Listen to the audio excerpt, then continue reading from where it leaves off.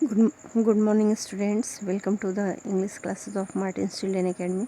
This is English class for class 9th, and today we will discuss about chapter 2, and the name of the chapter is The Sound of Music, in which firstly we will discuss about part 1, that is related with the Evelyn Glennie, and we can say that what was the title of part 1. Evelyn Glennie listens to sounds without hearing it, यानी किस तरह से Evelyn ग्लैनी जो है वो आवाज़ को यानी साउंड को सुन सकती थी बिना इसे सुने हुए, यानी साउंड को कैसे जो है सुना जा सकता है बिना सुने हुए। आप समझ रहे हैं, आपके पास जो है ईयर्स हैं और आप में सुनने की क्षमता है, इसलिए मेरी आवाज़ आपको सुनाई दे रही है। लेकिन अगर आप कल्पना करिए कि अगर आप सुनने में सक्षम ना हो, मीन्स अगर कोई व्यक्ति डीफ हो तो वो कैसे सुन सकता है साउंड को। Just this is the story about this all. So let's start. Rush hour crowds just for position on the underground train platform. A slight girl looking younger than her 17 years was nervous yet excited as she felt the vibrations of the approaching train. It was her first day at the prestigious Royal Academy of Music in London, and daunting enough for any teenager fresh from a Scottish farm. But this aspiring musician faced a bigger challenge than most. She was profoundly deaf. Means जो है काफ़ी भीड़ है और काफ़ी व्यस्तताओं भरा समय है, और उसी में जो है ट्रेन अंडरग्राउंड रेलवे प्लेटफॉर्म से गुजर रही है। एक पतली सी लड़की जो है, जो अपनी 17 साल की उम्र से काफ़ी छोटी दिखाई दे रही है, वो काफ़ी नर्वस है और एक्साइटेड भी है, और इसके अलावा वो बढ़ती हुई ट्रेन के वाइब्रेशन को फील कर रही है, यानी कंपन को फील कर रही है। It was her first day, ये उसका पहला दिन है जब वो प्रेस्टिजियस रॉयल एकेडमी में, यानी काफ़ी फेमस रॉयल एकेडमी में जो है music, royal academy of music में, जो कि लंदन में है, वहाँ पे जा रही है। उसका पहला दिन है किसका? उस लड़की का जो अपनी उम्र से छोटी दिख रही है, यानी 17 साल की अपनी उम्र से छोटी दिखाई दे रही है। But for any teenager fresh from a Scottish form, ये एक काफ़ी कठिनता भरा काम है किसी भी फ्रेश नवयुवती के लिए जो कि स्कॉटिश फॉर्म से हो। बट दिस एस्पायरिंग म्यूजिशियन, लेकिन इससे भी ज़्यादा जो मुश्किल और काफ़ी बड़ी बात, काफ़ी बड़ी चेतावनी इस लड़की के सामने थी, वो, या ये कहें कि इस उभरती हुई म्यूजिशियन यानी संगीतकार के सामने थी, वो चैलेंज था कि वो लड़की जो थी वो डीफ थी, यानी कि बहरी थी। तो जो सुन नहीं सकता है वो सिंगर कैसे बन सकता है, वो सीखेगा कैसे, गाएगा कैसे, ये सारी चीज़ें। Evelyn Glennie loss of hearing had been gradual, यानी एवलिन ग्लैनी का जो सुनने की क्षमता थी वो धीरे धीरे जो है ख़त्म होती जा रही थी। Her mother remembers noticing something was wrong when the 8-year-old Evelyn was waiting to play the piano. They called her name and she didn't move. उसकी माँ जो है को फील हुआ, यानी एवलिन ग्लैनी की माँ को जो है तब फील हुआ ये कि उसकी बेटी जो है डीफ होती जा रही है, जब वो 8 years old थी और उसका नाम पियानो बजाने के लिए बुलाया जा रहा था, लेकिन वो अपनी जगह से हिल नहीं रही थी। I suddenly realise she hadn't heard, says Isabel Glennie. Isabel Glennie ने कहा, मैंने अचानक से रियलाइज़ किया, महसूस किया कि वो सुन नहीं सकती थी। फॉर क्वाइट अ व्हाइल, थोड़ी देर के लिए, Evelyn manage to conceal her growing deafness from friends and teachers. थोड़े समय के लिए एवलिन ने मैनेज कर लिया अपने बढ़ते हुए बहरेपन को अपने दोस्तों और टीचर से, यानी छुपा लिया। But by the time she was 11, her marks had deteriorated and her headmistress urged her parents to take her to a specialist. Means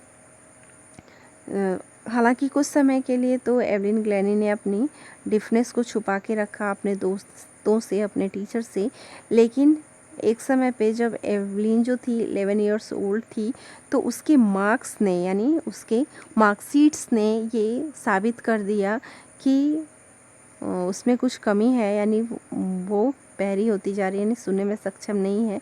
ये कमी उसकी सबके सामने आ गई और तब उसके स्कूल के हेड मिस्ट्रेस ने उसके पेरेंट्स से ये प्लीड किया, ये प्रार्थना की, रिक्वेस्ट किया कि उसे किसी स्पेशलिस्ट को दिखाएं, किसे, ग्लेनी एवलिन को। It was then discovered that her hearing was severely impaired as a result of gradual nerve damage। तब ये प्रूफ हुआ था कि, या तब ये पता चला था कि उसकी जो सुनने की क्षमता है वो धीरे धीरे ख़त्म होती जा रही है, क्योंकि उसका नर्व जो है वो डैमेज होता जा रहा है। They were advised that she would be fitted with hearing aids and sent to school for the deaf. उन्होंने एडवाइस दिया कि वो this should be fitted with hearing aids, वो हियरिंग एड्स के साथ ही अब सही हो पाएगी और उसे एक डिफ के स्कूल्स में भेजा जा सकता है। एवरीथिंग सडनली लुक्ड ब्लैक, सब कुछ लगभग काला सा पड़ गया, यानी सब कुछ धुंधला सा पड़ने लगा, मतलब सारी उम्मीदें जो हैं वो धुंधली पड़ने लगी। सेज एवलिन, एवलिन कहती है। But Evelyn was not going to give up, लेकिन एवलिन इतनी आसानी से हार मानने वाली नहीं थी। She was determined to lead a normal life and pursue her interest in music. उसने एक नॉर्मल लाइफ जीने और अपने म्यूजिक के इंटरेस्ट को जो है और ज़्यादा बढ़ाए रखने में, इंटरेस्ट में अपने म्यूज़िक में अपने इंटरेस्ट को बनाए रखा। One day she noticed a girl playing a xylophone and decided that she wanted to play it too। एक दिन उसने एक लड़की को xylophone बजाते हुए देखा और उसने निश्चय किया कि वो भी इसे बजाना चाहती है। Most of the teachers discouraged her, उसके बहुत सारे टीचर्स ने उसे काफ़ी डिस्करेज करने की कोशिश की। But percussionist Ron Forbes spotted her potential, लेकिन रॉन फॉर्ब्स ने उसके पोटेंशियल को, यानी उसके ध्यान को और ज़्यादा बढ़ाया, देखा, नोट किया। ही began by tuning two large drums to different notes। उन्होंने दो बड़े बड़े ड्रम्स को अलग अलग धुन में बजाना स्टार्ट किया। Don't listen through your ears, अपने ईयर्स के द्वारा मत सुनो, यानी अपने कानों से सुनने की कोशिश मत करो।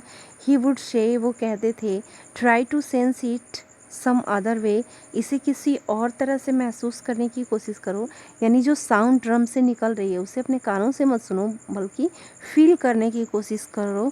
रॉन फॉर्ब्स ने उससे कहा। सेज एवलिन, एवलिन बोली, suddenly I realised I could feel the higher drum from the waist up and the lower one from the waist down. अचानक से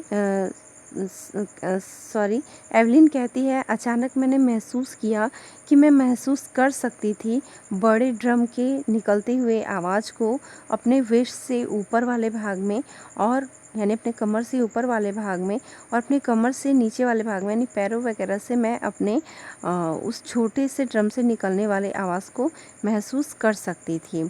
फॉरवर्ड्स मीन्स वाइब्रेशन को फील कर सकती थी। Forwards repeated the exercise, Forbes ने इस तरह की एक्सरसाइज को बार बार रिपीट किया। And soon Evelyn discovered that she could sense certain notes in different parts of her body. और एवलिन ने महसूस किया कि वो कुछ अलग अलग नोट्स को जो है अपने शरीर के अलग अलग भागों से महसूस कर सकती है।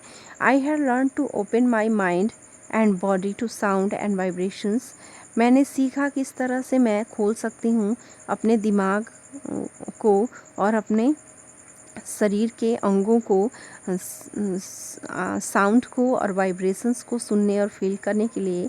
The rest was sheer determination and hard work, इसके अलावा बाकी जो करना था वो था दृढ़ निश्चय और काफ़ी कठिन मेहनत। That's all for today. Now I would like to stop this video here, and in our next video we will discuss about the rest part of this chapter. So bye everyone, have a peaceful day.